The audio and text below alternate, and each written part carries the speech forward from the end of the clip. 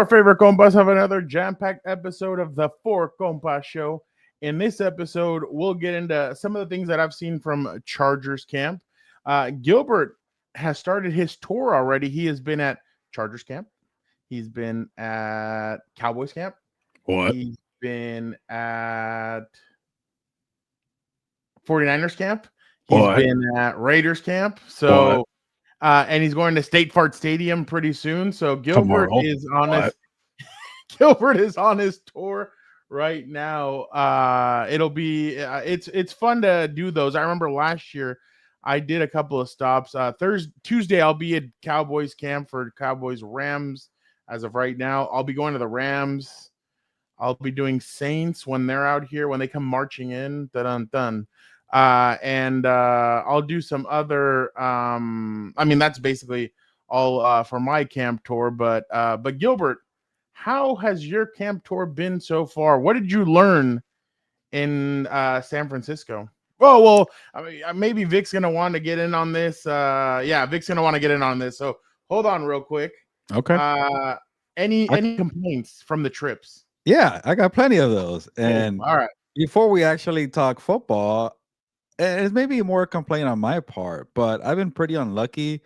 I want to say I've done 5 training camps. From the 5, I've only got one that wasn't like a light day or like, it wasn't a chill day. The 49ers gave me the full show, like 11 on 11, padded practice, offense versus defense, starters on starters. But the Cowboys, the first day I went, it was their first practice. It was a ramp-up period.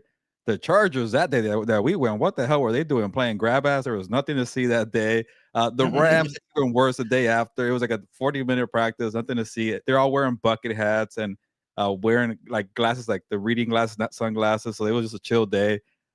Raiders, all the way on the opposite side. They don't want me to see anything. I think it was a full practice. They didn't feel like it, but I didn't see crap. So I really relied on interviews, talking to people. That's why I'm there, right? To meet people, kiss babies, shake hands, all that, right? But in terms of workouts on the field, I haven't seen much. I don't know, but I also don't really care. So don't ask me any fantasy football questions just yet. Maybe next week. This week coming up. Well, but traveling, everything okay? So not too bad because I've only went to San Jose and Vegas, and those are very short. So short flights are always the best. And I've been flying out of Long Beach, so I've been avoiding the dreaded LAX. So it's been pretty good. No complaints there, actually. You've flown out of you told me you were gonna fly out of Long Beach. I'm trying to think of one complaint from the airport, but it hasn't been bad actually. It's been when you travel on a Monday and a Tuesday, it's not bad. I like it. That is true. I mean, usually when you do other stuff, I mean, it'll be different. But all right, well, I do get annoyed when people can't figure out the Southwest. The method where you get the number and people don't know where to stand. So I get 20 people asking me where do I stand, and I'm like, come on, like, are we all newbies here? I don't know, maybe we are, but to me, I find that annoying every time. And I thought they were going to get rid of that, but it's still going on. Well, I mean, if you see, like, there's always guys messing around. There's always guys, people not knowing where they're going. So, yeah, I completely agree with you. I've just been going up and down. Nothing impactful with me, but nothing really. Jim finally gave us a lot to talk about on Monday, and I'm like, remember Fernando, or on Tuesday, I'm like, remember Fernando, this is preseason Jim Harbaugh. He ain't giving you shit during the regular season. Because I asked him who's not. I was like, oh, is so and so going to play? Justin Herbert's not going to play. And he starts naming players. I was like, oh wow. So he gave us. He said Omarion. So Gilbert, he said, I want Gilberto to watch this game. So Omarion Hampton's going to play. So he wants you to watch Omarion Hampton. I didn't want to watch Trey Lance for 4 quarters, so I know shit. It's 3. Gilbert, please. It's a couple of it's first quarter, second quarter, a little bit of the third quarter, and then DJ Ulamanga, whatever. Yeah. He's gonna join WWE pretty soon and be one of the bloodline. Part of the bloodline. Exactly. No, it's not. It's all good fun. No, he said Tyler Heineke, they know what he's all about, that he feels like Trey Lance needs the reps, that he hasn't gotten in-game reps. And I wrote in my article, I'm sure people were not happy about it, or not people, as in fans, people in the building, because I put the last time he had in-game action, he threw 5 interceptions. Like, yeah, Taylor Heineke is not that good either. Yeah, so I'm like, number 20 on my backup quarterback rankings. I think the water's right here in his NFL career, and Jim's trying to pull him a little bit down to try and help him out, but I just think it's going to be hard to do that. But Amari and Hampton. By the way, this past week it was Shark Week, so good reference by you. Oh yeah. Zion Johnson's the only starter on the offensive line playing. He'll be playing center for. That tells you everything you need to know about, about his position. I know. It's funny because Dan went on Saturday and he was watching, and he's like, whoever the hell 78 is, he's the best center out there. And I'm like, that's Andre James. And then he's like, whoever 68 is the best left guard out there. And I was like, Jamari Sawyer. I'm like, oof. I was like, all right. No. But just be excited that we're getting a football game in July, even though it's a preseason game. It's the first time it's in July since like 2002. And it's the first time the Chargers are playing in the game since 94. By the way, fun fact, I did not know this until I saw somebody tweet it out. Antonio Gates is going into the Hall of Fame this weekend. Didn't know that? No, hold on. He's the first Hall of Fame player ever, the first player ever to go into the Hall of Fame and have never played college football. I didn't know that. I did not know that. Good. Oh my God, it was a great stat. I was like, wow. Even like, I guess you can only have punters and kickers in the Hall of Fame, but yeah, right. Yeah. I was so thrown back by that. Were you there for his last press conference or his last interviews there at his locker or no? As a player? Yeah. I think so, and I think he still wanted to play, and obviously he didn't get another opportunity. But yeah. No, Eric and I were talking about it the other day, and I'm like, damn, like. Pepe Le Pew Pew. Yes, he did play high school football. He was recruited by Nick Saban to play at Michigan State. Gates went to Michigan State, and Nick Saban told him, well, you have to decide, my guy, basketball or football. And he said, oh, no, if I have to decide, I want to play both. He told him no, so he decided, all right, peace out, I'm out. And that's when he decided to go play. He knew he had to be football. Nick Saban knew already. He had to be football. I know. So, but yeah, I saw I forgot all about that. So congratulations to Gates, Eric Allen, Jared Allen. God, I can't remember the fourth person going into the Hall this weekend. I don't know if I want to jump the gun here because I know your brother brought it up, but the Hall of Fame class for next year is going to be stacked, loaded, and if you get a chance when he comes on, I want to pull up the graphic and see who should make it. Yeah, no, and we still have to remember there's people from this year that are still, like Reggie Wayne is still there. There's some other guys that are still kind of floating around. But yeah, no, we'll definitely get into all of that on this episode. Gilbert, let me ask you a question. People think, wow, Terry McLaurin. Oh, Sherling Starp. Thank you, Pew Pew Le Pew Pew. Pepe Le Pew Pew. He's getting in? Yeah, Sterling Sharp. Wow. Some people thought that was a favor to a certain person that's no longer with ESPN. Oh. But I don't know. Allegedly. Well, no, actually, no, it is true. He's been going back to ESPN. 23 million, Gilbert. Can you imagine that? 23 million allegedly. That's crazy. People think that just because Terry McLaurin and Trey Hendrickson are back in their respective teams, they've ended their holdouts, that everything's good. They're gonna do all this. No. From experience, I remember it's because of the fines that they're now holding in. They're like, let's just come back. Let's wait. Let's wait to see if our contract is close or not. But Vic, can you take this off real quick? Gilbert, just this was Trey Hendrickson at his locker today. He was asked about, because he returned today. Uncle Joe Reedy's there on the scene, and Trey said, you know what, Joe's here. Let me come back just for him. But this is what he was asked about where things stand contract-wise. Things are exactly the same. What I'm not going to do is, as best as I can, avoid being a distraction. I want to help the guys. The guys that have helped me along the way, Demario Davis, Cam Jordan, Even Sam Hubbard helped me a lot when I was here. So to be that right now, I think that's what's most important. And this narrative will kind of iron itself out as we continue to progress towards the season. So you're working with Shamar Stewart quite a bit. How valuable do you think that is for him right now to work with him?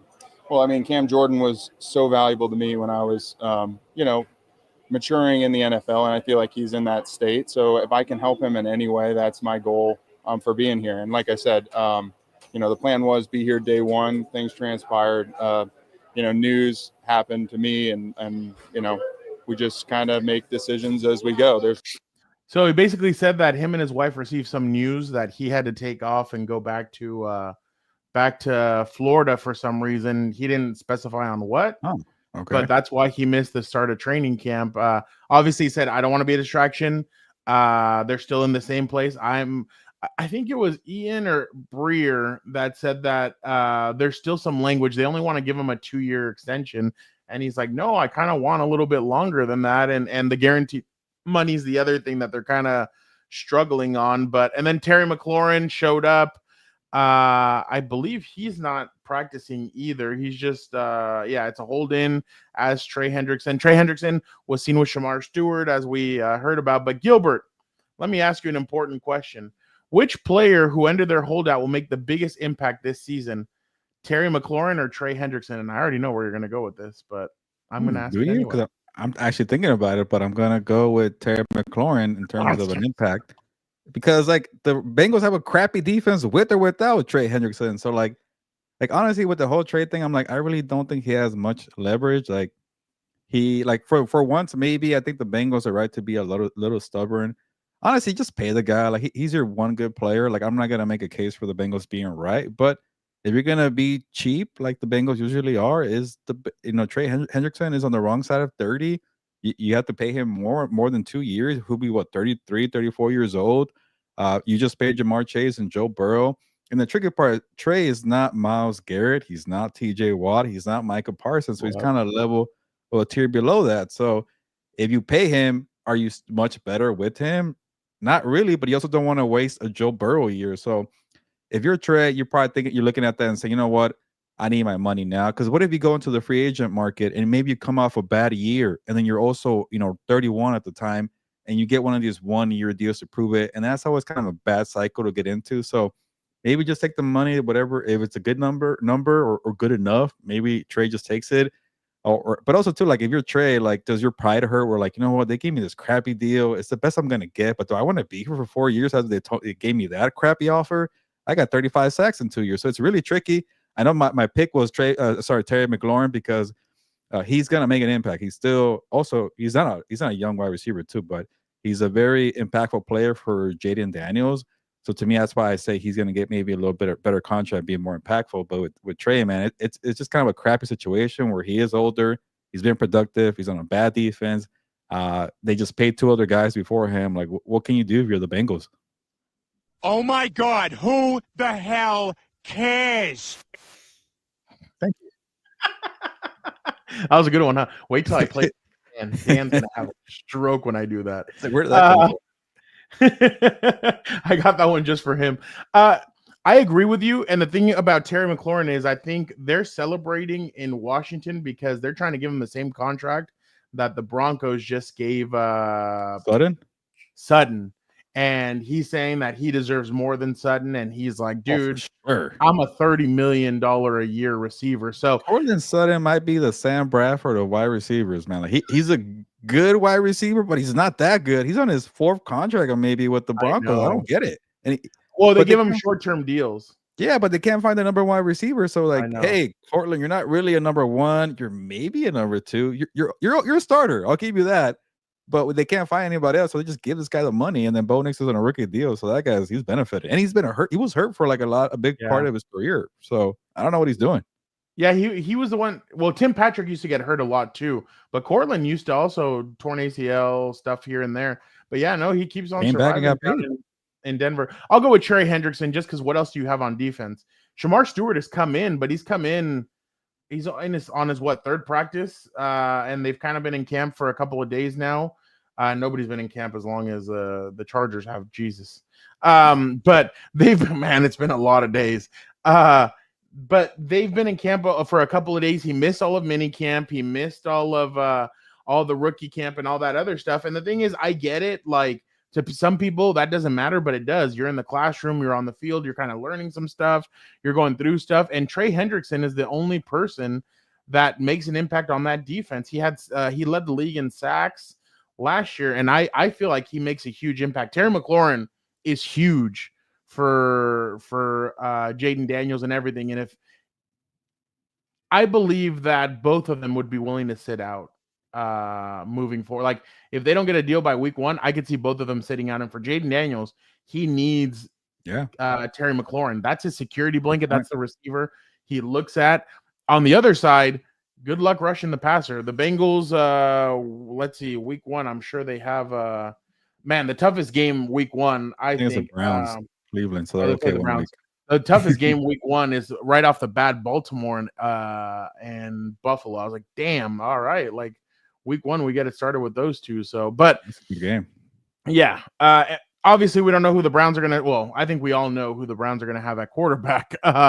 But they keep on making yeah, exactly. So I would go with Trey Hendrickson, but I think both of these guys, if they're missing, their team respectfully will be missing a key component, especially because, well, the Giants come to the Commanders, so I guess they can hold out there. But then the Commanders go to Green Bay. So I definitely think that both of them need to get these guys signed. But you went McLaurin, I will go Hendrickson. So real quick, worst signing of the free agency 2024: Christian Wilkins, Raiders; Kirk Cousins, Falcons; Jaguars, Gabe Davis; Gardner Minshew, Raiders. It has to be Kirk Cousins. He got $90 million guaranteed, and he started half a season. And then, okay, here are the keys, Michael Penix Jr. So I get it. You want to have protection for a quarterback, and 2 is better than 1. But, like, you don't have to pay Kirk Cousins coming off an Achilles injury, $90 million guaranteed. I think he made another $10 million for being on the roster this year because the owner is stubborn and they don't want to just get rid of the guy for no reason. So here's my $100 million backup quarterback. So to me, that's terrible. We want to give the Falcons a break because, yes, you prioritize the best position on your roster.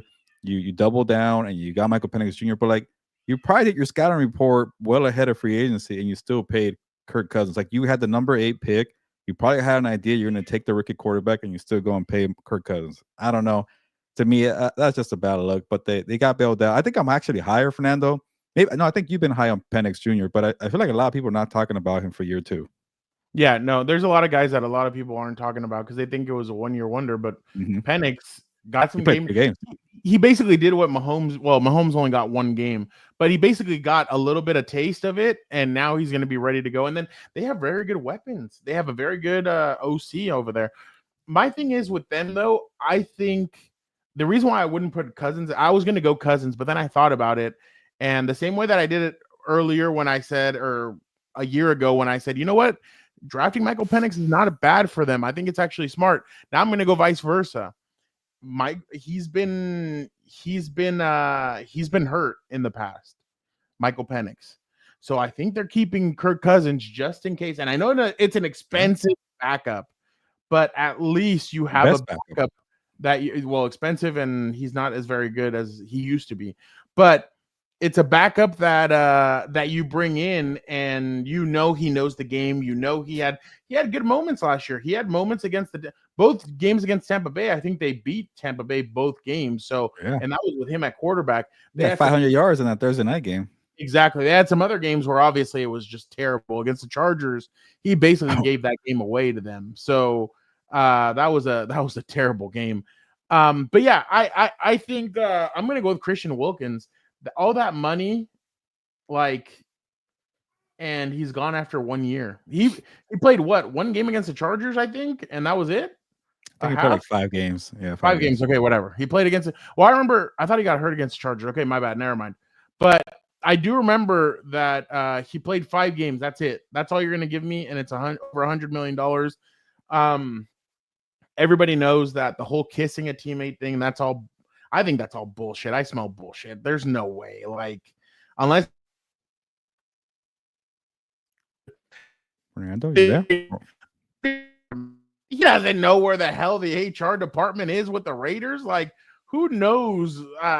Nobody knows where the HR department is. I've watched too much of The Office to know that, and I've worked in offices before to know that nobody knows where the HR is, unless you're called in there.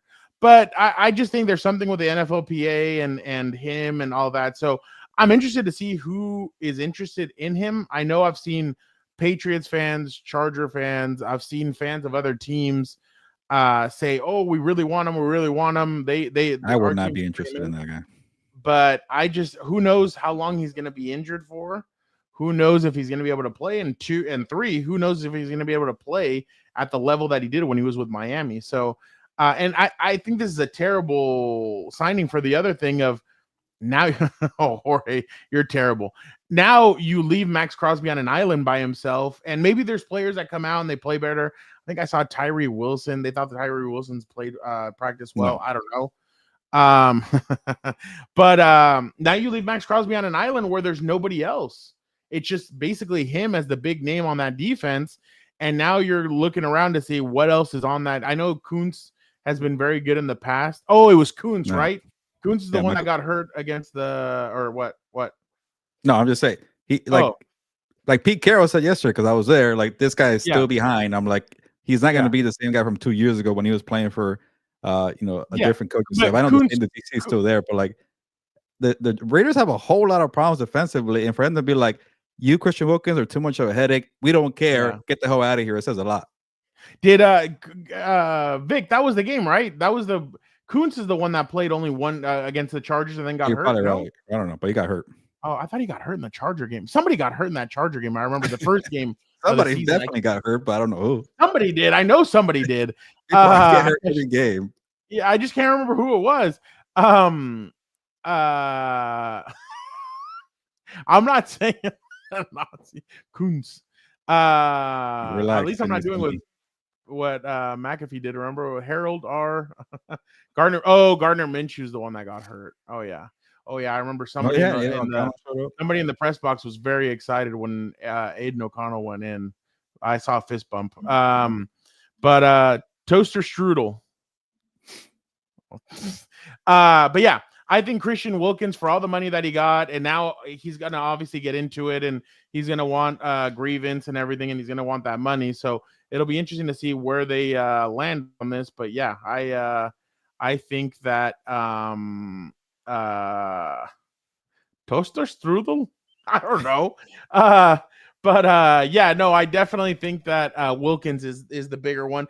Gabe Davis also, like, he came off of that 4-touchdown performance in Kansas City, and then obviously didn't do it. He's still a free agent, and part of me thought maybe the Chargers would take a look at him, especially because he's a big-bodied. He's kind of that Mike Williams, but then there's something there that I'm sure teams just don't want. There's a lot of receiver talent out there. Amari Cooper still out there, Keenan Allen, Gabe Davis. There's a bunch of people, a bunch of receivers out there that are like, wow, they're just. And I think Jordan Schultz put out the other day that Keenan's just waiting to see where everything is out there. Forgot about Bryce Huff to the Eagles. What?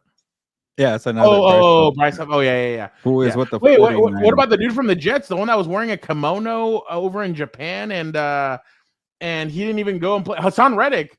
He didn't even play for the Jets. He's with the Buccaneers, right? Yeah, he was in that Huff trade.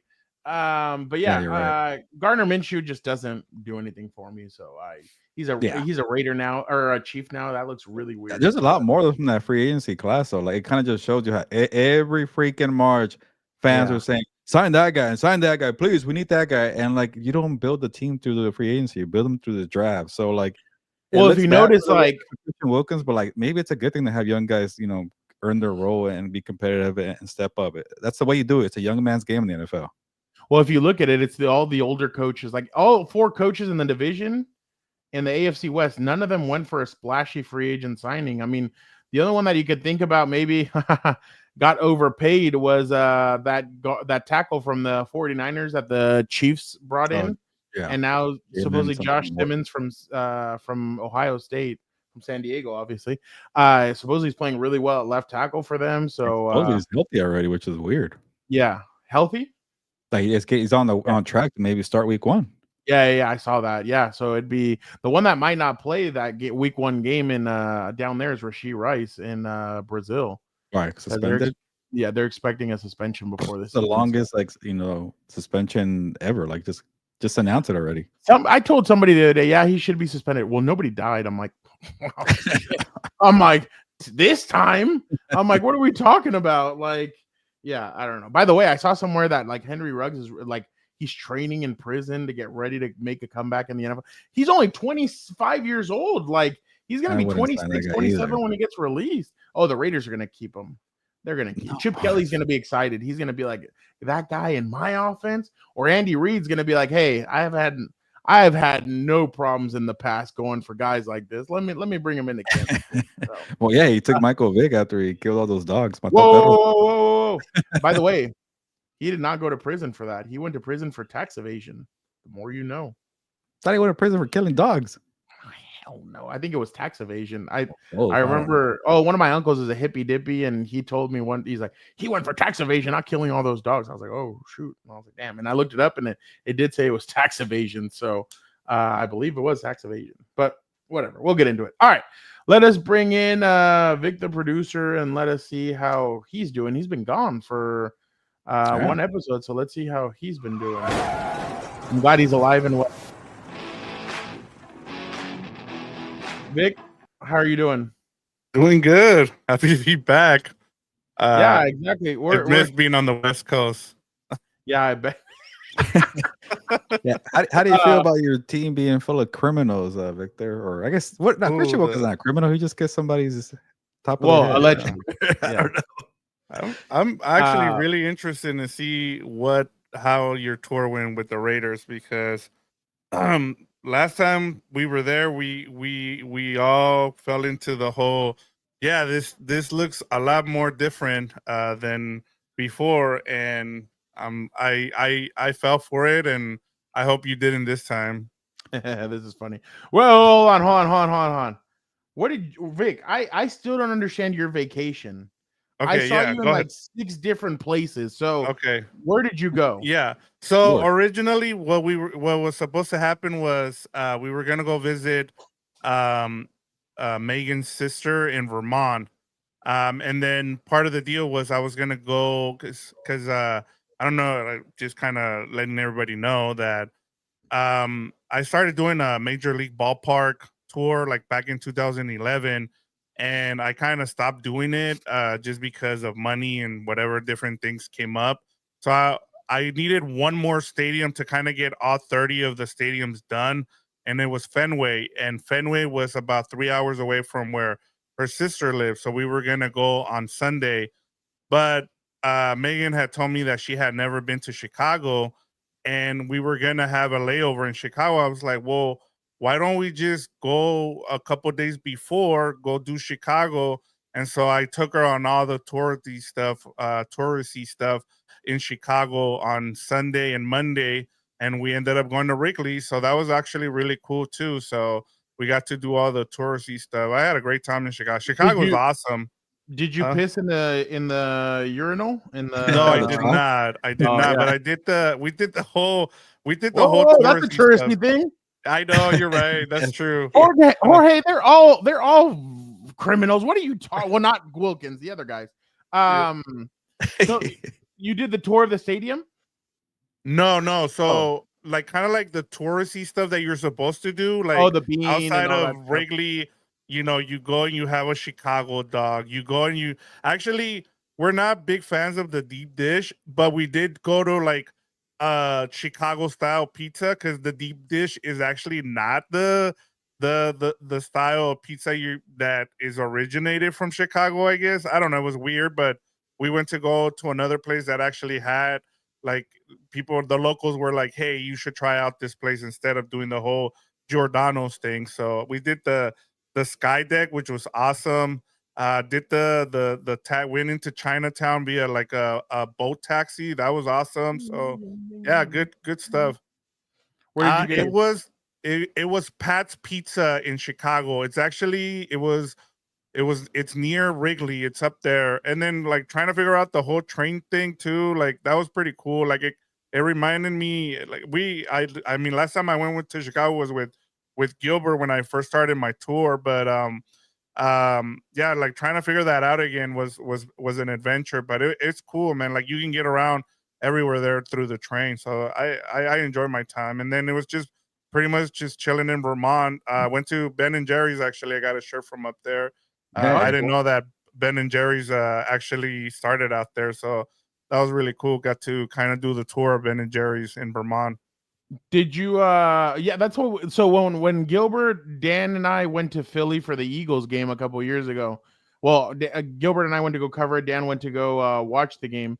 I remember I asked my buddy who's from Philly, and I'm like, hey, which cheesesteak place do I go to? He's like, neither one of those two. Yes, they suck. And I was like, oh, really? He's like, go across go to these two. So he gave us 2 or 3 places to go to. Oh my God, they were all incredible. And I wanted to go to Pat's or one of those for the nostalgia, because every time on Sunday Night Football, they always show that, and you're like, oh, there he is.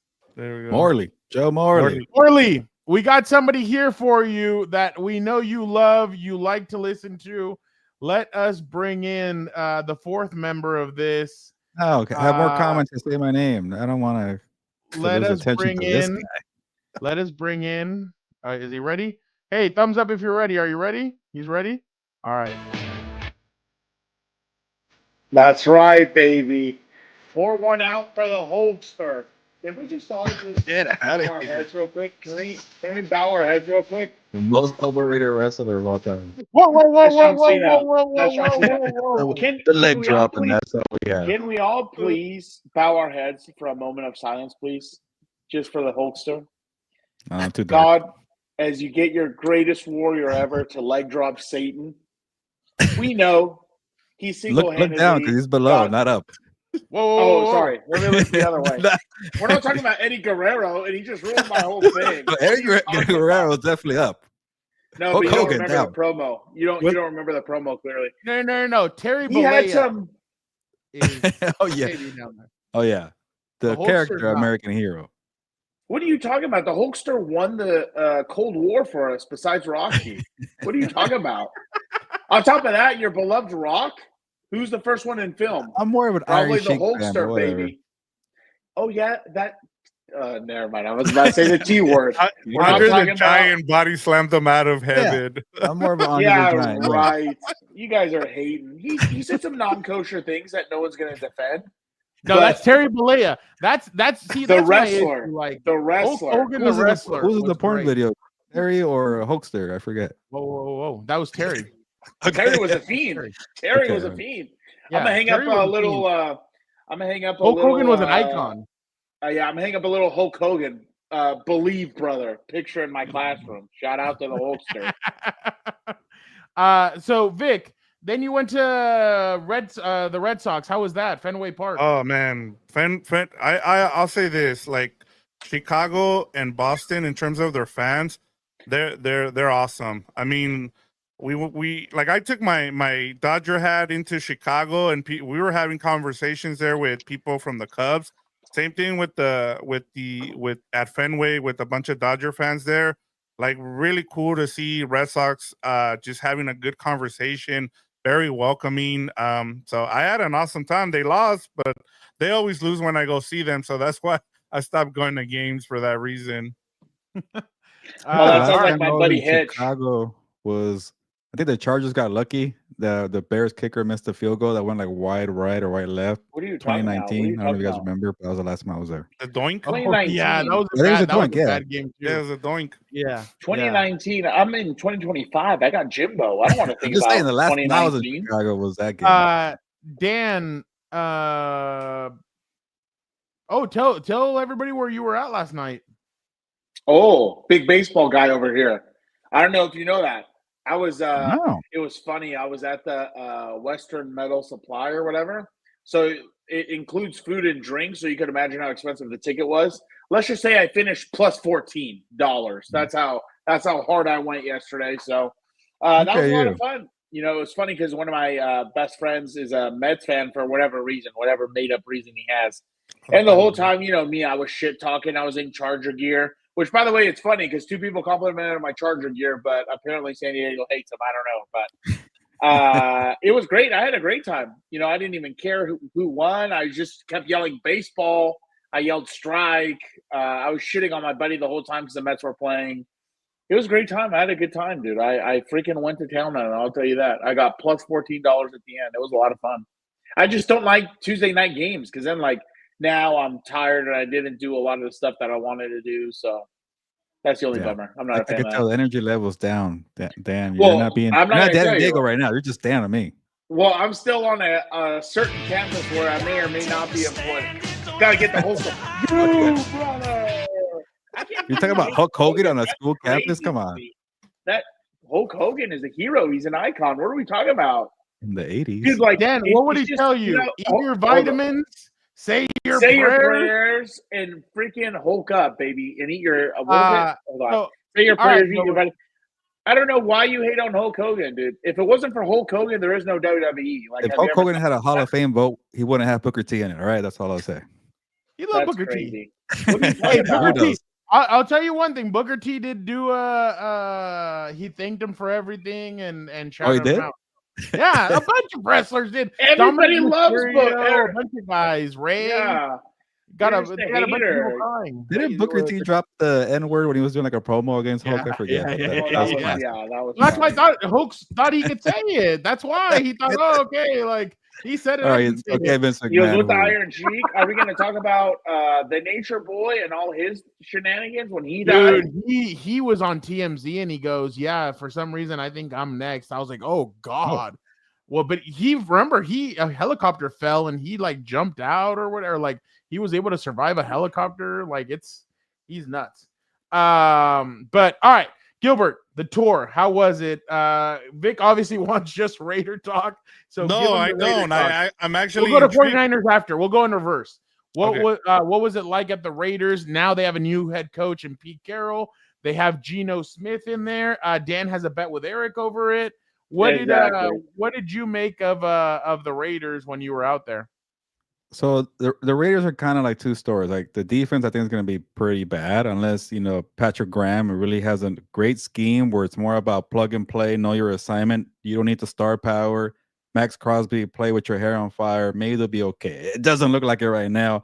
Where you're getting Pete Carroll hyping up Jamal Adams and Devin White. Like, no, please. He was already cut by the time I got there. All right, Joe.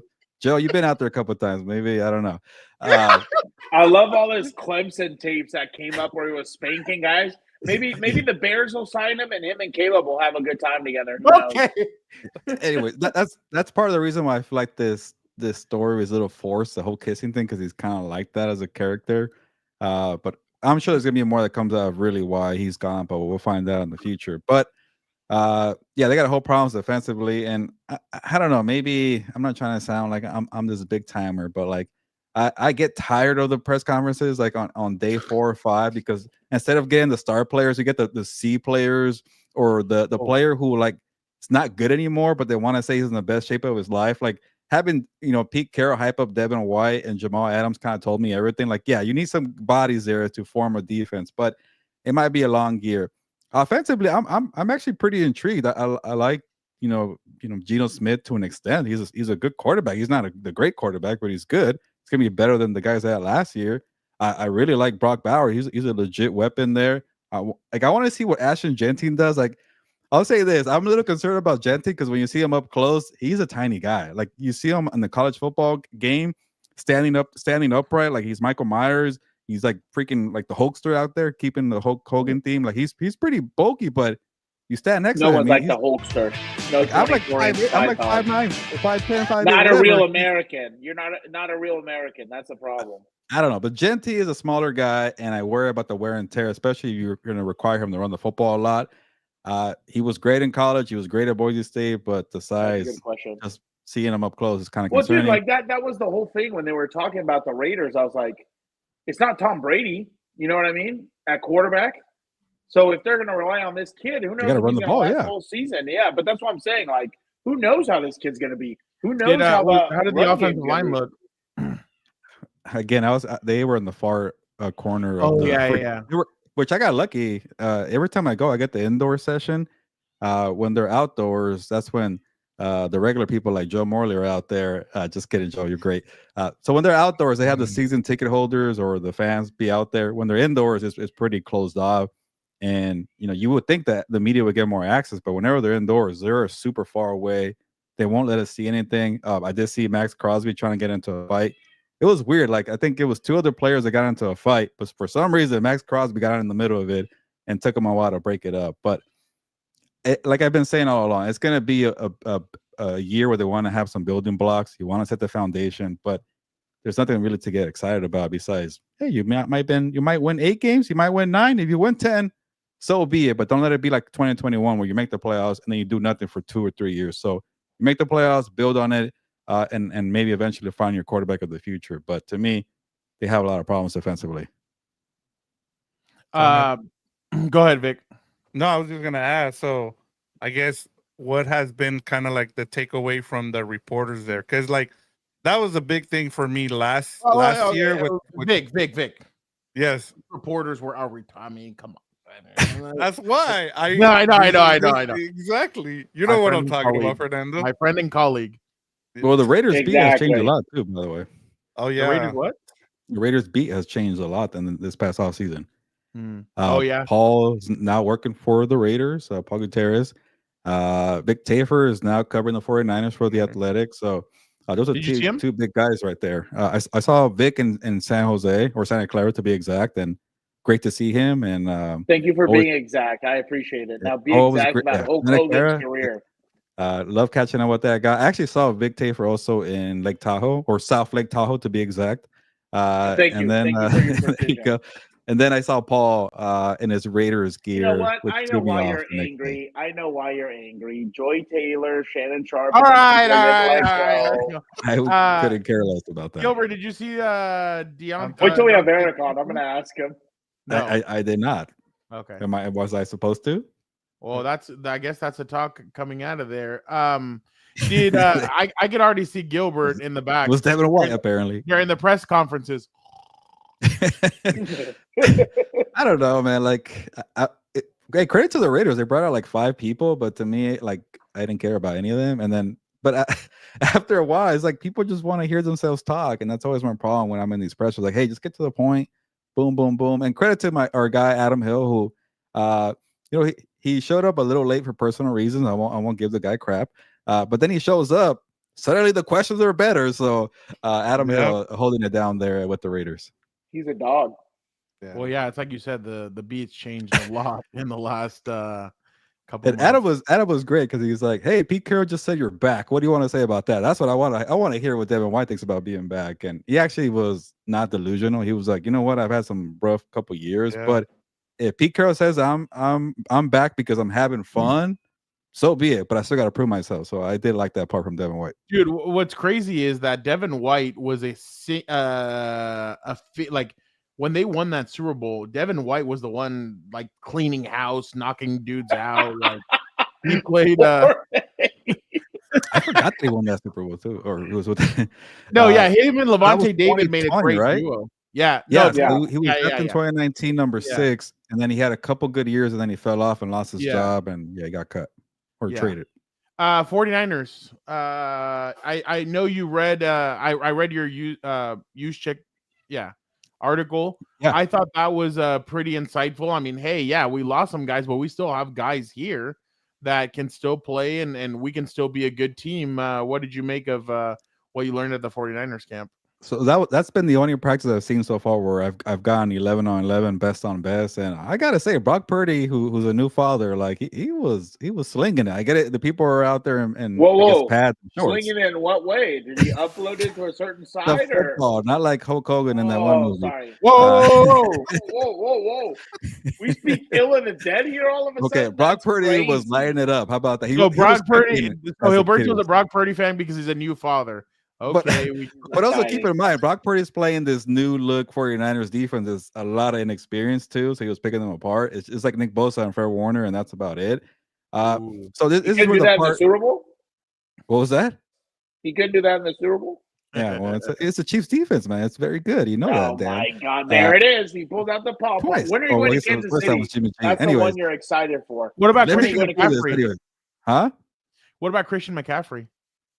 You know how it is in training camp. The running backs don't get a lot of action, but he was out there, getting some work. He looked healthy. He was out there, so that's good. I was about to say being out there is good enough, dude. Are you kidding me? And Kyle Juszczyk was pretty much like telling me, like, hey, like, let's slow down on this whole, like, the 49ers got good at this offseason. Like, he listed a bunch of players that are still there. And it kind of like the 49ers are that one team that's kind of making me try to fall for them because they do have an easy schedule and they do still have a lot of good players.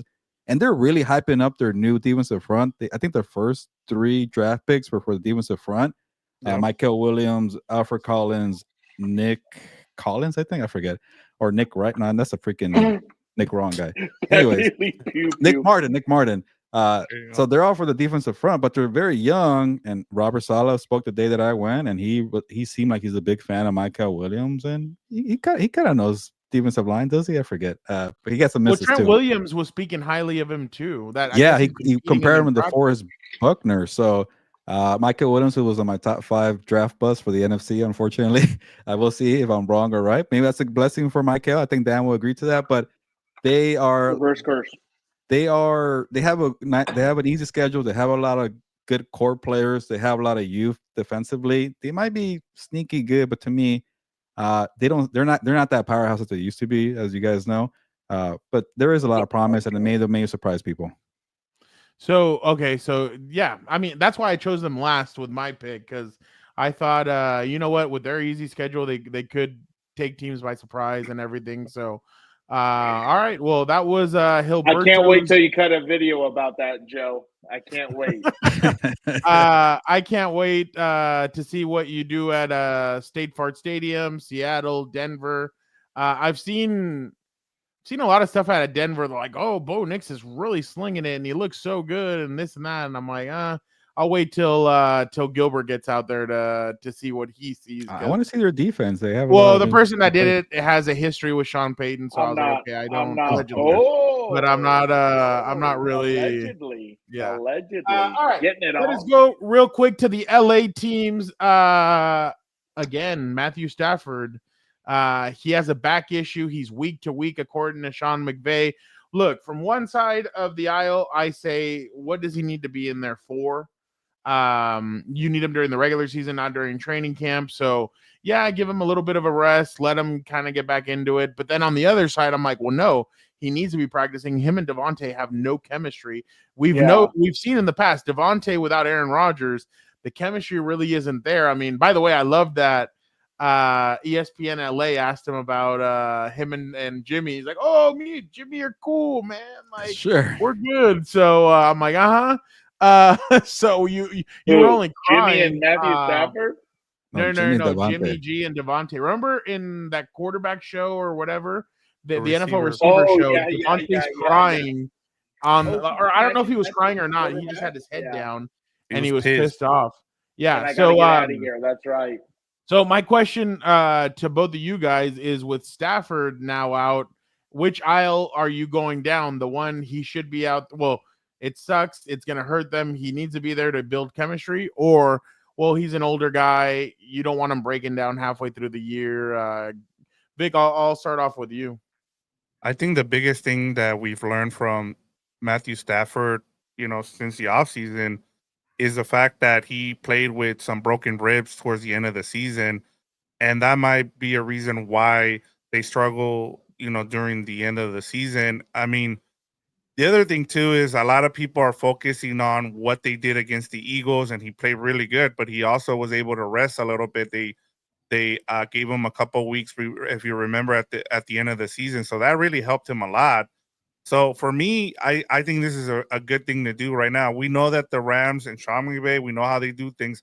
They're not going to put him out there. They're going to wait till the beginning of the season, and he'll be ready for week 1. But at the same time, it also gives Jimmy G an opportunity in case, we've seen what this team can look like if they don't have. This team will go as far as Matthew Stafford takes them. If it's Jimmy G, forget about it. I mean, this team has no chance.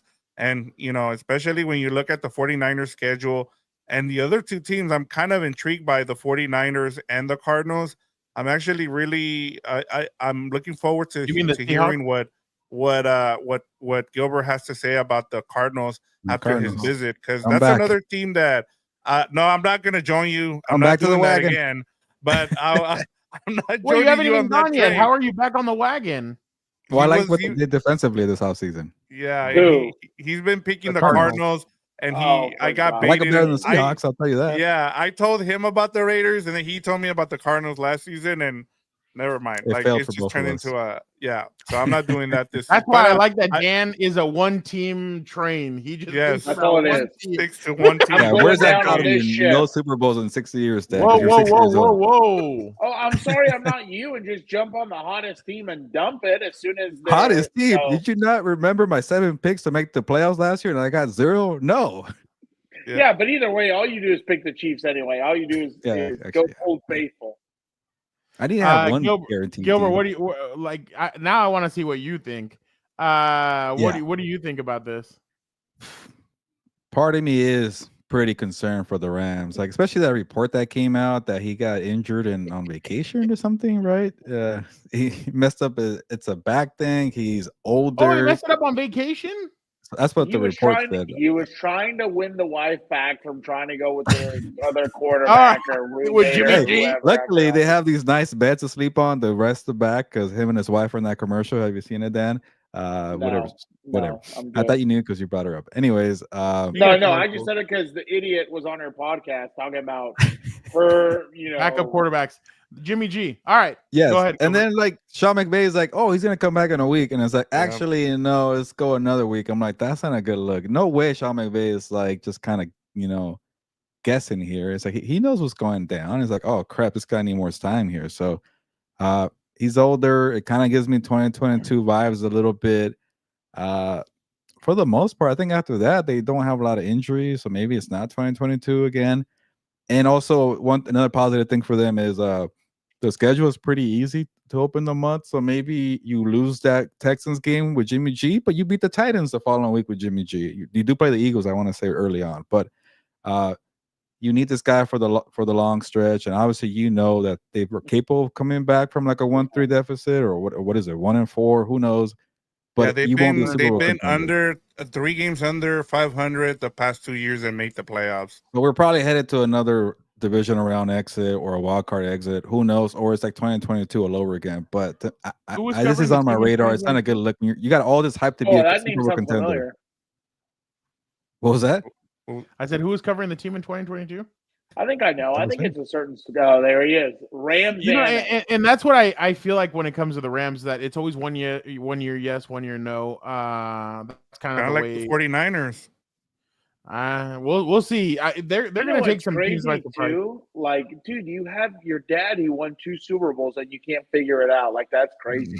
Maybe Big Mike over there sacrificed his son's success and he told the football gods, "Give it to me, give it to me." Because he's won 2 Super Bowls. Other homeboys lost 2. So on the Chargers side of things, obviously not a lot going on. Omari and Hampton will play tomorrow, like we mentioned earlier. They did sign Rashawn Slater to a big contract.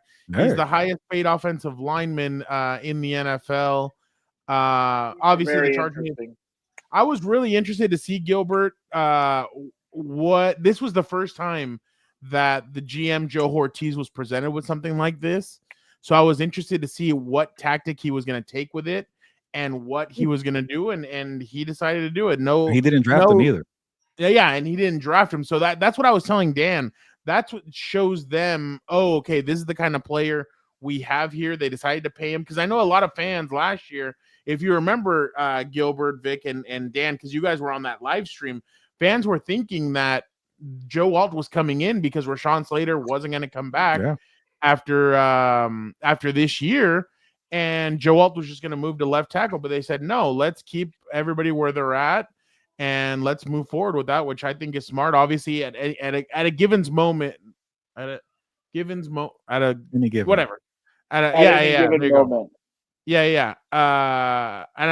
moment's notice, Joe Alt could switch over to left tackle and do the job there. So we've seen it. I saw it during training camp down here in San Diego for the 2 practices. So he does a good job. But Dan, anything on Rashawn Slater, or you want us to move on?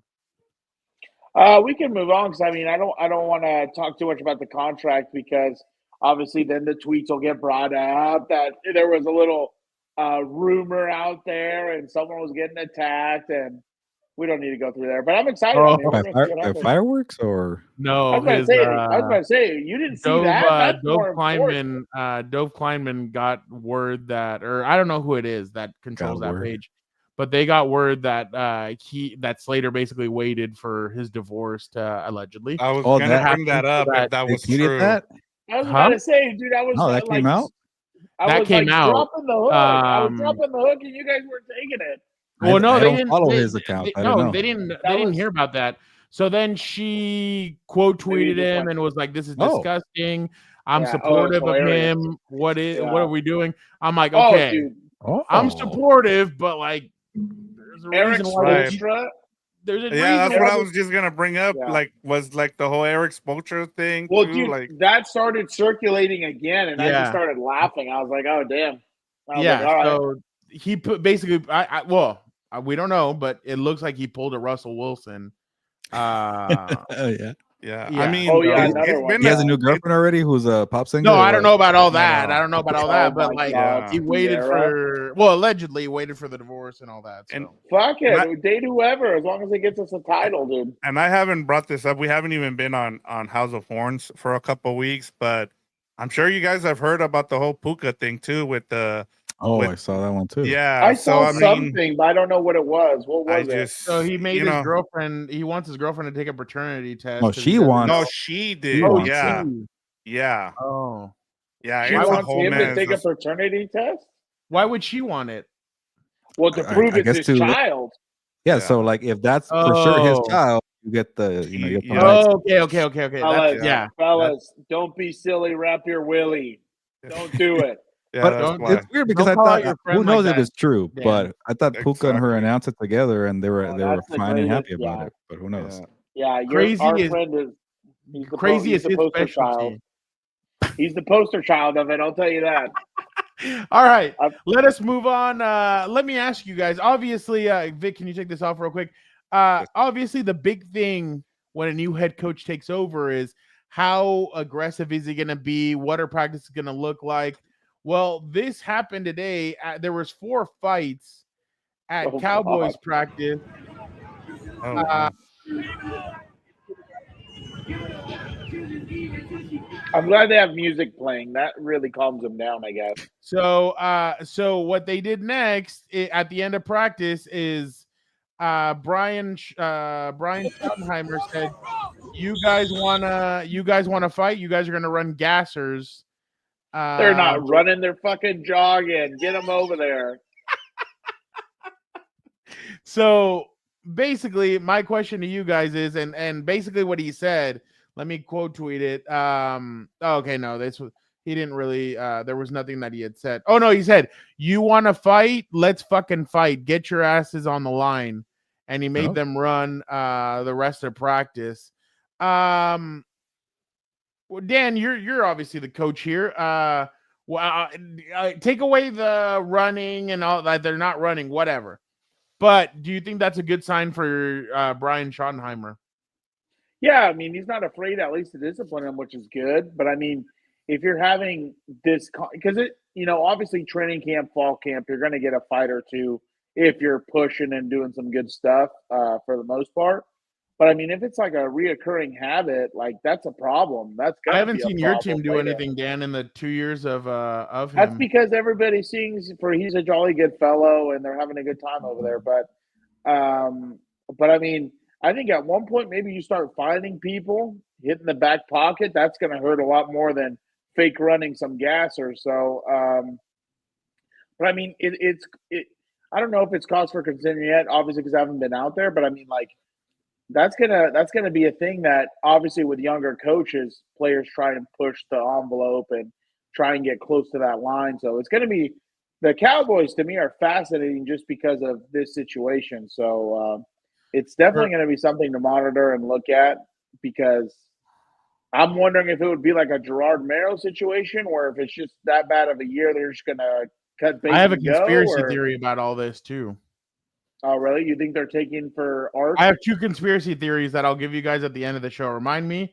I'll give you both of my conspiracy theories. They're Vic, tanking for Arch. what did you shut up, idiot? What did you see? What did you see? Or what do you think about that? Once you start getting into the middle of training camp, you start getting tired of hitting your own teammates, and so you just start getting into fights. I think you're just trying to get done with training camp so you can start hitting the other team, and I think they'll be fine. They're professionals at the end of the day. The other thing too that you see a lot of when you have young players is they're trying to make an impression. They're trying to make sure that they can make the team and they get noticed. So a lot of it has to do with that. The thing that I had more of an issue with the last couple of years with the Cowboys was their penalty issue, because in preseason they were terrible, and it just kind of bled into the regular season. Fights, I'm like, if I start seeing them in preseason and then it bleeds into the season, then there's cause for concern. But right now everybody's just trying to make the team. No, and you know what, Vic? I this reminds me of I remember I mean, this is an old clip because I was never around him, but his dad, Marty Schottenheimer, he would say, he's like, guys, to all the veteran players, you guys better get going, because if not, these young kids are coming in and they're going to be throwing their bodies around. They're going to be trying to do whatever they can to make the team. If you're not on your if you're not on pins and needles, these kids are going to nail you guys, are going to hit you guys, and they could possibly injure you guys. So you guys need to be ready for this, and you guys need to hit as hard as they are. And that's why when I see the Chargers practice, again, I haven't been to any other practice. Khalil Mack is going hard at Joe Alt. They're all going hard at the same point, even because what Jim likes to do is ones versus twos. The one offense against the 2 defense, then the 2 offense against the 1 defense. And guys are hitting hard. They're going at it. They're going back and forth. And I feel like that's the rhythm that you kind of want to keep. And I feel like that's what Brian Schottenheimer is trying to kind of tell these guys, hey, you guys need to be going at their seams there. You need to go at their same speed, because if not, you're going to get hurt. But Gilbert, I mean, positive for your Cowboys and your head coach, Brian Schottenheimer. I guess I don't think it's positive or negative, but like you guys are right. Like fights are going to happen, and it's all about controlling them and putting the fire out. Can you discipline people and then not have people roll their eyes at you and be like, I don't want to do that. So if they're running for Schottenheimer, then maybe that's a good thing. I think it helps though, Fernando, that he's been around there. He's been the OC there. He was the OC for Mike McCarthy, so they know him. And when I went that day, I forget the first day of Cowboys camp.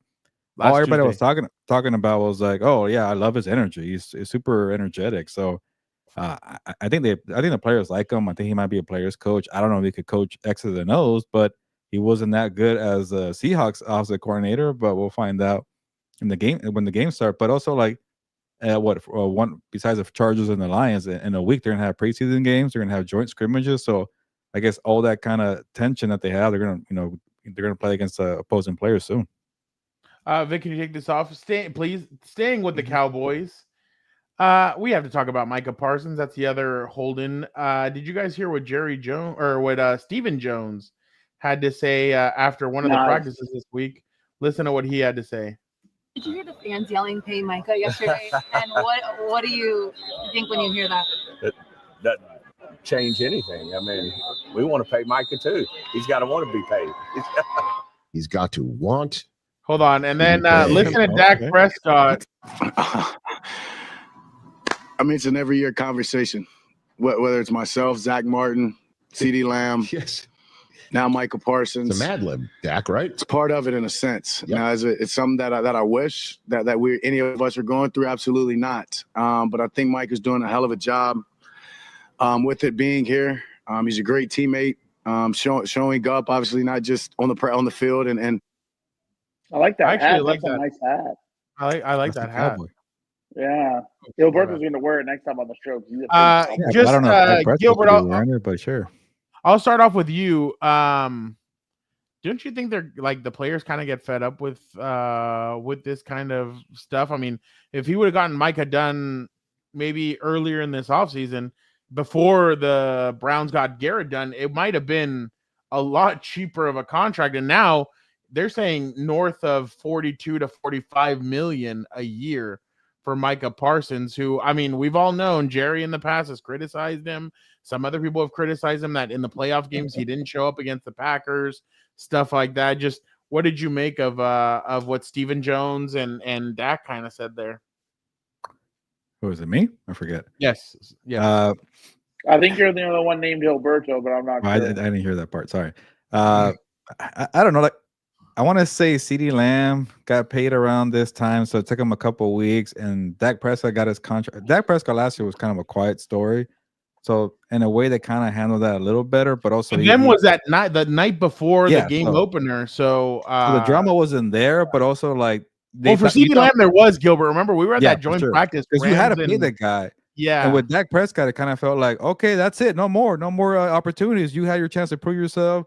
You haven't done it. Let's go into a lame duck year, and then they caved and paid the guy. So you never know what Jerry Jones is thinking. I honestly think he likes being in the headlines, and this is good for business. But what if Micah Parsons is taking it personal? Like, hey, like you guys are trying to smear my name. You're trying to make jokes about me being injured last year and take shots at me. Like, nah, forget that. I'm gonna raise the price because have you noticed also all these contracts like Myles Garrett, Jamar Chase, TJ Watt, they're all going up by TJ Watt, they're all going up by a little bit. It's like 40 million and 40.1, 40.2.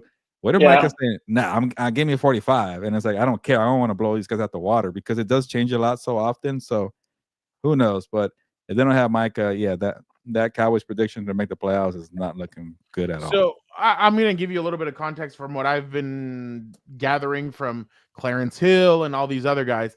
Is that Jerry and the Joneses and Micah had a handshake deal back in March. Oh. And that they had a handshake deal and that Jerry was like, okay, let's get this signed. And he said, why don't you send it to my representative, David Mulugheta, friend of Fernando. I mean, of the show. No, I'm kidding. Hey, we had a cool time that one time in Indy. Shout out. But so basically, the Joneses, this is what Clarence Hill said. Jerry doesn't like dealing with agents. So he'd rather go to the player, get the deal done with the player, and that's it. And then the representative just says, okay, they sign on the dotted line, let's do it. Well, that's not the way Mike is playing. That's not the way David Mulugheta plays. So that's why Jerry's like, I don't even know his representative's name a couple of months ago when he said that. Obviously, that's disrespectful. But that's basically where he was coming from, that they had a handshake deal. They said no. And then now obviously Micah is asking for more money than what they had originally asked for. So that's basically the context. I think obviously Jerry just likes the theatrics. He's a WWE guy, I think, where he likes everybody knowing him. He likes everybody talking about him and his team. He likes the headlines. So I just think that this is another reason to do it. Jerry is still stuck in the old ways of doing things. And unfortunately, well, not unfortunately, but unfortunately for him, things are changing. Everybody's evolving. We're at a different, like in that the NFL draft day, we're in a different time that we lived in a couple of years ago. But yeah, that's just I just think that Jerry kind of needs to start getting ahead of these things. If not, this is where you're going to end up in salary cap hell in a year or two because of the CeeDee Lamb contract, the Dak contract, and the Micah contract, and you're not going to be able to sign any other guys. Exactly. Vic? Yeah, no, everything you said, you pretty much summarized everything that's been going on with this team. I'll just add, like, with Jerry Jones, it just seems like he always needs to be the main attraction. It's not the Cowboys, it's Jerry Jones and the Cowboys. And I mean, that Netflix documentary is going to be more of a bio on Jerry Jones you watch, exactly. Or a reality show. Yeah. Dan? I was going to say, I don't even know why you think he's worried about salary cap hell. This guy's trying to go all in. Who knows if he's going to be here in a year or two? He's got to try and cash in now as much as he can. So I don't think he's thinking about the future, really, because if you're thinking about the future, you don't sign Dak Prescott for that money. So that's a hill I'll die on. What? Die I on. said Okay. he's trying to join Hulk Hogan. Sorry. No. Exactly. Gotta be a man. I can't believe I get all that, but like every time I hear that song and they did the little video on WWE, I was like, man, it was awesome. You got to see a little bit of it. I didn't get to see much of it. I think his last match against Randy Orton. So I remember seeing that in one. WWE. Yeah. Probably retired Yeah, 8 so- times, but who knows? Yeah, they would have I him. know. They would have him come back and do little things here and there, hit the leg drop and everything. But Dude, that's why that I was wanted the him last to go match. on a heel run so bad before he Well, that's died, when but Randy was it is. trying to this supposedly this is a real incident. He Yeah. was trying to hit on Brooke Hogan, and that Hulk got pissed. So He was a Vince like, demon. let's turn it into a WWE match, and Yeah. they ended up doing that. But well, no, he fought at TNA. When he Yeah, bought but TNA, come on. fought in TNA. Now let's go over to Chicago. So obviously everybody loves Chicago right now. Caleb Williams and Ben Johnson. This offense is going to be great. DJ Moore is in the backfield playing running back at times. Like they're doing a lot of movement around. Well, that's the way Rich Eisen presented it to Gilbert's Compa, his co-worker Albert Breer. And Albert Breer told him, hey, you know what? Pump the brakes a little bit. And here's what Breer had to sum up. I think Caleb's got a ways to go. It did not look good the day I was there. And, when I talked to people there about why it looked that way is they're trying to make Caleb drink through a fire hose. Developmentally, he had a long way to go coming out of USC. Then he had the really sideways rookie year. And you can see when you watch the difference in the speed of the operation when Case Keenum is in there, when Tyson Bagent is in there versus where it is with Caleb Williams. And so they're just trying to overload him with information. They're overloading him with defensive looks. They're overloading him with everything to try to speed up his process, to try speed up his learning. And the plan is from here then to start to narrow that down. So obviously Caleb Williams has struggled the first few days. I didn't need to go to a Bears training camp to know that. So there's been I know I've read from some Bears reporters that they've seen Ben Johnson kind of lighting into Caleb and getting into it with him over stuff. Clearly his security blanket's no longer there. I think last year his security blanket was Keenan Allen for a lot of that.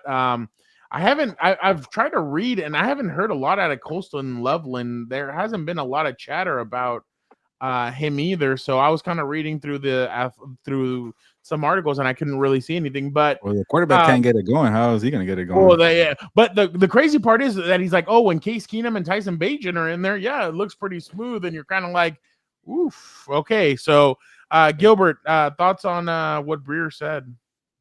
Yeah, I'm not too surprised, but this is gonna be a Caleb Williams problem. Like him personally, he needs to look in the mirror and be like, okay, I gotta stop doing too much. And that's always been his problem at USC, his rookie year with the Bears. Like he has every tool in the toolbox, a tool belt, whatever it is, but he doesn't just kind of play like it's okay to be a one-read guy or take the short pass. Just live to play another down and play within the scheme. It's okay. I get that he was a #1 pick and he was, compared to Aaron Rodgers and Mahomes because he's able to create off-platform throws, play away from the pocket. But dude, you're a rookie, a second-year quarterback in the NFL. Like it's okay to play composed. Like you forget Aaron Rodgers waited 3 years. You forget that Mahomes waited a year. These guys that do a lot at the line of scrimmage, it didn't take them 1 year to do it. Even Josh Allen was an MVP, but he was terrible his first 3 years. These guys who have this massive skill set, I get Justin Herbert was great right away.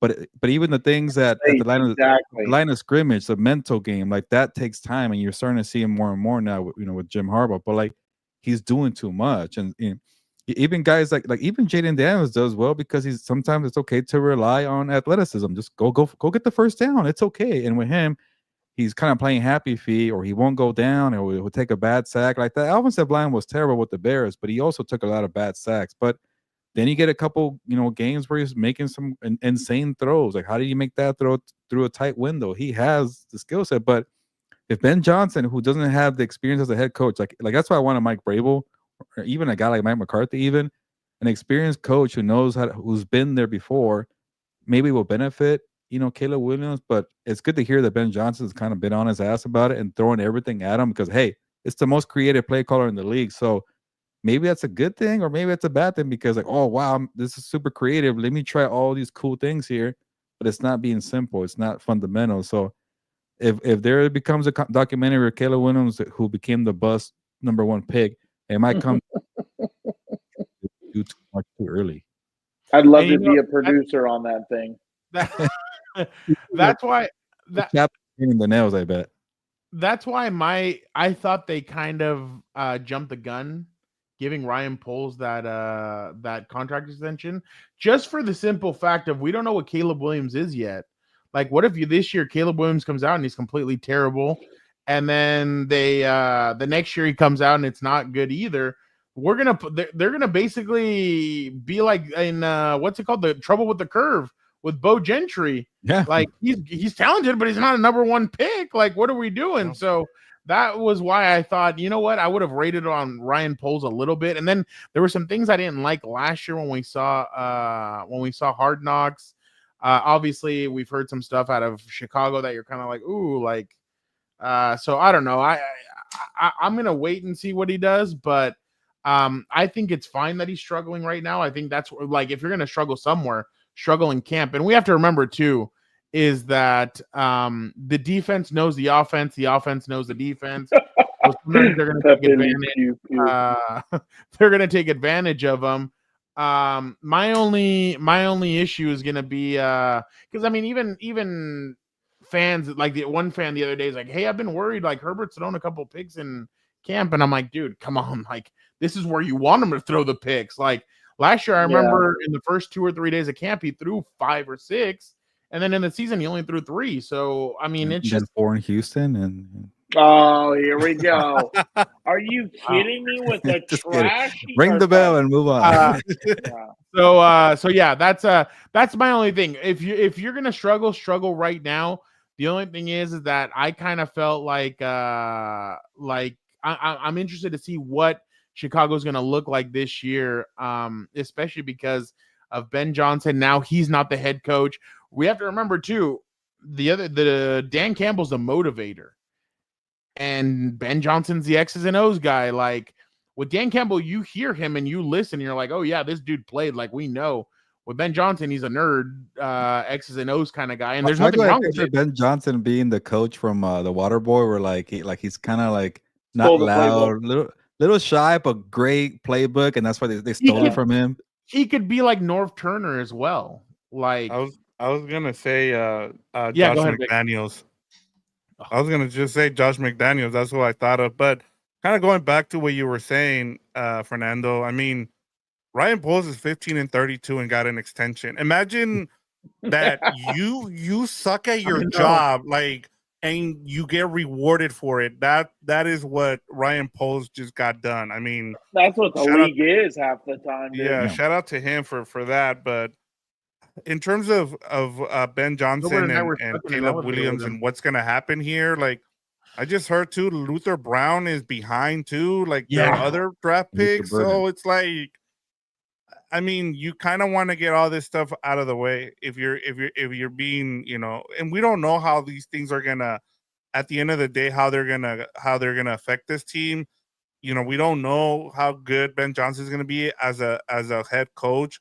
And so there's a lot of things that we kind of need to process before we get there. It's training camp, and I'm not too worried about it. I want to see what he looks like during the regular season. And the other thing too is that the NFC North has a tough schedule this year. So yeah, I mean, they might just beat up on each other, and you might only get one team out of that division. Yeah, no, I completely agree. The Lions. Dan, anything constructive on this story? No, I guess not. I mean, this is the thing. Do we even know if he's calling plays yet or no? Caleb? Ben? No, Ben Johnson. Caleb, for God's sake. I'm talking about what's his name? Ben Johnson. Yeah, he's calling the plays. Yeah. Yeah, so that's why I'm saying, like, I was never super high on. That's why I think it's so dumb when they play this savior complex with coaches. Like, unless you're getting a Pete Carroll, Jimbo. You mean the four coaches in the AFC West? Yeah, but you know what? Pete But you know Carroll. what I'm saying? Like you don't know what you're getting, so that's why I don't. I think Chicago might be at the bottom again, but I mean we'll see. Gilbert, real quick, were you thrown off by Pete Carroll out there throwing the football around and all that with the players? A little bit, because obviously he was doing it in Seattle for a long time. Did he have his life alert on? That. Huh? Did he have his life alert on or no? He's still trying to run around and then throw the football around, but when I saw him do it 2 years ago, he's a lot slower now, and I'm like, wow, like at some point just stop being the hype guy. Like it's not who you are anymore, buddy. But I also do like at the podium when he's kind of like tired of like the dumb questions. Somebody asked him like, oh, like how do you feel about being in the college football Hall of Fame? Like Lincoln Riley wants you there, but you haven't got in. He's like, I don't care. I don't care about that. I'm like, oh, okay, cool. Just get to the point. I hope you sent that to Eric Williams. He lives off of that. He gets so excited seeing his boy Pete doing all those things. if you cover the guy in Seattle or USC, it's from what I heard from people who cover him, he remembers your name and he likes to talk to you. So he's a good guy. Gilbert may see Eric tomorrow. Shout out. In Arizona, Raiders and left tackle Colton Miller have agreed to an agreement of 3 years, $66 million. So Colton Miller will be staying with the Raiders, according to Jeremy Fowler. 42.5 million guaranteed. So that's basically. And he could have held out, kind of like the other two guys. And did he get more than Slater? Huh? What's the deal for Slater compared to him? Slater was 114 million. And what did he get? 3 years, 66. Oh, damn. It looks like he got about 20, which is 22. Yeah, 20. Yeah, 22. which is pretty good for a. Yeah, that's left tackles are underpaid compared to wide receivers and quarterbacks and edge all rushers, offensive linemen are. Yeah, good call. Gotta have a good left tackle, man. Let us go now to a team that Dan holds in high regards because of the player that we're about to talk about. Vic, can you take this off real quick? Jimmy Haslam was asked about Shedeur Sanders and what he thought about owner Jimmy Haslam and what he thought about the drafting of Shedeur. That's okay, and we have good process, okay, and if you'd have told me, let's see, we picked him on Saturday, right? Friday night driving home, y'all are going to pick Shedeur. I would say that's not happening, but we had a conversation early that morning, and then we had a conversation later that day. I think we had the right people involved in the conversation. At the end of the day, that's Andrew Berry's call. Andrew made the call to pick Shedeur. Just like who's going to start or what play we're going to call is Kevin's call, but that's Andrew's call. He made the call. The owner throwing the general manager under the bus. Basically, he's saying that the opposite. I see it as the opposite. Like, he's basically wiping his hands and saying, but either way, with Dan too. Either way, like, get on him to hire people he trusts to let them do. How many of these little meddlum owners screw it up from the beginning? No, apparently Jim Irsay messing it up for Chris Ballard, who Chris Ballard threw him under the bus. RIP. Oh yeah. Oh, he said that he had pressure from Irsay to draft Richardson. Yeah. So, but that's what I'm saying. Like you made your money doing oil and all this other stuff or whatever. I don't know. As long as you don't go to islands, you're good, I guess. But you have to hire the people who do this for a living to get the job done. Like, if you don't trust them, just do everything yourself. Then I think it was a scapegoat. I think he was scapegoating. Yeah, so sure. You think the owner had the say for the Sanders pick? Wow, dude, he's top 10 in jersey sales. Like, what else can you promise the team? Like, hey, we're bringing out old ass Joe Flacco, who won a Super Bowl. That way they can pay Myles Garrett's salary years ago. Jerseys. I bet you his jersey sold more than Dillon Gabriel. Hell, the Madden ratings just came out, and Shedeur was 1 point higher than Dillon Gabriel, and he got drafted 2 rounds after him. Wow. So yeah, this was a publicity stunt in a sense to get people talking. I'll tell you right now, whenever Joe Flacco or Dillon Gabriel, because I think Kenny Pickett's going to be gone, whenever one of them struggles, we're going to get. Remember, Kyle Lorton, you guys are terrible. Kyle Lorton, how many times did we hear Tebow? That's exactly what these guys are going to hear from Browns fans. Shador, even if he sucks. Remember, Johnny Manziel, Cleveland had this 10 years ago. Johnny Manziel was the exact same way. They wanted Johnny football. And Brian Hoyer won 10 games too that season. Huh? Brian Hoyer won 10 games. They kept stalling Johnny Manziel. Didn't they make the playoffs that year too? I think, or maybe they fell. I thought he tore his ACL like in the back end of the season, and they didn't end up making it. I think you're maybe. I don't know about Torres ACL. But I think he Baker got was hurt the first one that made it to the playoffs with that team. That's why he was talking shit the other day, and he's like, "Oh no, made the it was playoffs. I was Holcomb. playing my best Something ball, Holcomb made the team. Oh yeah, Kelly Holcomb. Took him to the playoffs." You guys know what I'm saying? Like, I think that's what he did. Like, he's the one that chose him, but he's like, it was Andrew Berry's call. I'm not meddlesome. I stay away. So that's kind of my thing. He also has a really good relationship with Dion, from what I remember. So I mean, yeah, that's why when I saw the comments, that kind of threw me off. I was like, wait, I thought you had a good relationship with Dion, and I don't know. Yeah, Gilbert. I don't. Either way, it's kind of like a shit show. I can say shit show, right? Shit show for. Yeah, but I mean, Andrew Berry's been around too, and not getting much right. Your running back is out doing dumb shit. Like your 5th round quarterback is getting speeding tickets. Like, I don't care about these. I feel bad for Stefanski. I think he's a good coach, but other than that, I don't care about these Browns. Real quick before we head out again, thank you guys so much for joining us.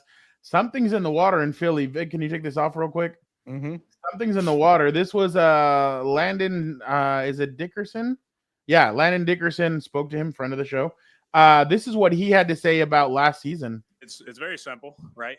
Every team has a 1-year expiration. 2024 Philadelphia Eagles were a great team. That team no longer exists, right? It's in the history books. There's guys still here, but that team is no longer together. It's 2025 Philadelphia Eagles. Right now, we have accomplished nothing. We are 0-0, and we're here to work. I like that. What That's why he's an 10 offensive different lineman. Eagles players talking about how 2024 is dead to them. Like, this is like Vic, don't go back to Philly. the thing. Don't go back to the thing. I'm gonna put some other stuff on here. Yeah, That's why no, he's you an can offensive tell. lineman. Their mentality is like this year. Like this is a new year. Let's go. I saw the left tackle have a quote. Jalen Hurts had a quote. Saquon had a quote. Everybody has. Like, we get it. Like, yeah. All right, let's go to Una Mas real fast, and I just want to throw some stuff at you guys just for fun. This one's the funniest one, and you guys are gonna call me an asshole, but I don't care. So this guy was out there. Maybe you guys have seen it. This bullfighter. God, I saw this. See this clip. Look at this. This is me when Roberto tries to slander my boy. I'll tell you right now. Here I am. I was not expecting that. I thought the other bull was gonna get him. Okay, I want to know. I saw this like 20 times. But if you slow it down, is his face ripped off? Have you noticed that when he? I did see that in one Okay, of the... or am I tripping? Because if you watch when he passes through, it looks like his face got like. Well, now I can't show that. Maybe it's like one of those slow mo things where like, oh, yeah, maybe. Well, he definitely broke his back. I don't know. Yeah, I don't know if you guys have heard. SeaWorld has been lit, as the kids say. Waka Flocka was here. They've been holding concerts with old. Watch this.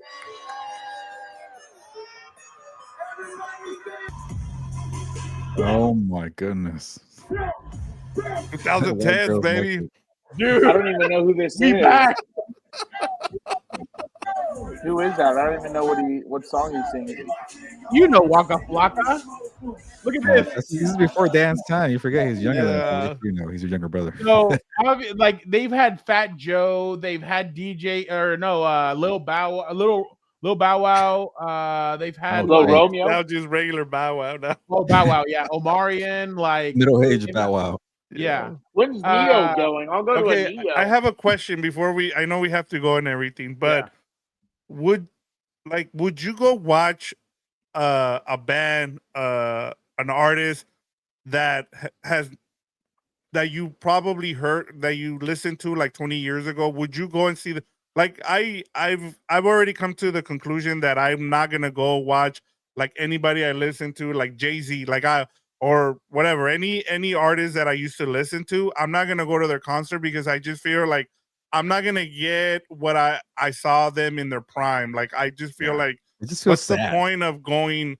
Like unless I get free tickets, even then I'll probably say no. Well, but everybody go. free. Like people go. People, hey, Pepe Le Pew Pew. People were trying to sneak into the concert. That's how crazy it was. I've noticed, but like people still go see the Rolling Stones, and people still go see all these people. I would want to go see AC/DC live just to hear how Bell come out in wheelchairs or with what? you. But that's what I'm saying. I'm with you on that. I'd rather watch the music video in their prime, like because it was so epic. Right. Bells. Have we? Do we all agree this is the greatest? Jeans are passed down from No, parent. this is terrible. You had to get this in here. 100%. Yeah. Personality. Send it my Leave an eye baby, color. won't you come my way or whatever the hell the song is. All right. 100%. You see the car she jumps into? No. There you go. Alfredo. There you go. All right. Thank you guys so much for jumping on another episode of the Four Compas. We will be back next week, probably Wednesday again. I don't know, Gilbert, is it Wednesday or TBD? Either Monday or Wednesday. I think I'd be good. So let me know what works. Wednesday. Yeah, Wednesday I'll be at Alfredo. I agree. Wednesday Tuesday I'll be at Cowboy. So yeah, Wednesday should be the best day because the Chargers are off that day. So all right, appreciate everybody for jumping on. Thank you to everybody who commented. We will be back next week, so make sure you guys are dialed in. And next week, Gilberto's training camp tour continues, so we will get all the latest from where he was at. Like I said, I'll be at Cowboys Rams, so I'll get some of that. No Kraken hat. You got the Knights today. Big hockey guy here. We'll talk about everything else. Thank you guys so much. You guys are the best. Gilbert, sabes que vámonos. Yeah, it's time to get out of here. You guys go watch her Sydney Sweeney videos or whatever her name is. Videos. Oh, I Have love fun with to. that. I love. But all right, time to get going. Y nos vamos pues. Vámonos.